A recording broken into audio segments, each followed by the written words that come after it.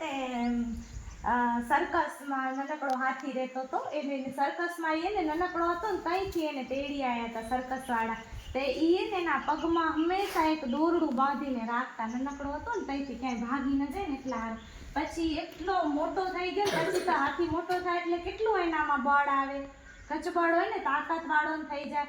તો એ મોટા મોટા પથ્થર ઉપાડી શકતો તો, ઝાડવા ઉખાડી દે, થંભલા મોટા મોટા ખણે.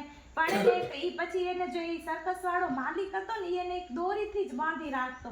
એનું કામ પૂરું થઈ જાય સર્કસમાં બધું તો પાછું આવે ને ઝીણી દોરી જે એને નાનકડો હતો ત્યાં બાંધી રાખતો ને એ જ દોરીથી બાંધતો. તો હાથી એ દોરી તોડતો નહીં, બાકી થંભલા તોડી નાખે, પાણા ઉપાડી લે, ઝાડવા ફગાવી દે, તો બધું કરતો પણ એ દોરી તોડતો નહીં.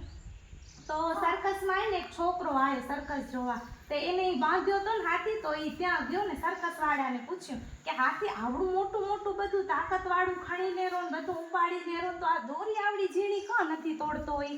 એને એમ આશ્ચર્ય થયું. તો સર્કસવાળાએ કીધું કે એને નાનકડો હતો ને ત્યાંથી એને તે ઝીણી દોરી એને પાતળી જે દોરીથી બાંધેલો રાખ્યો હતો. એટલે હવે એને માનસિક એવું થઈ ગયું કે એ દોરી હું તોડી શકતો નથી, કેમ કે એ નાનકડો હતો ને ત્યાં એને એ દોરી તોડવા ઘણા પ્રયત્ન કર્યા હતા.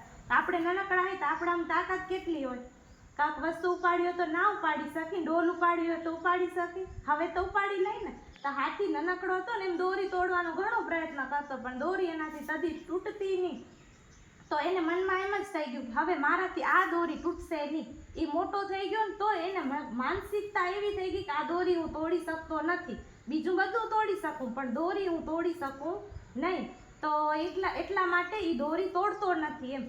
તો પછી છોકરાએ પછી બીજા દિવસે એ છોકરો ગયો હાથી પાસે. એની આંખમાં જોયું, હાથીની આંખમાં, ને છોકરાએ કીધું હાથીને, તું આવડો શક્તિશાળી હો, આટલો બધો તાકાતવાળો હો, તું એકવાર પ્રયત્ન કર, આ દોરી તું તોડી શકીશ એમ. તો હાથીને મનમાં એમ થયું એમ. પહેલાં તો પછી બધા રાતના સૂઈ ગયા ને તો હાથીને પહેલાં ડર લાગ્યો, દોરી તોડી શકીશ કે નહીં તોડી શકું. તો એને થોડો હવડે ડરીને પ્રયત્ન કર્યો એમ.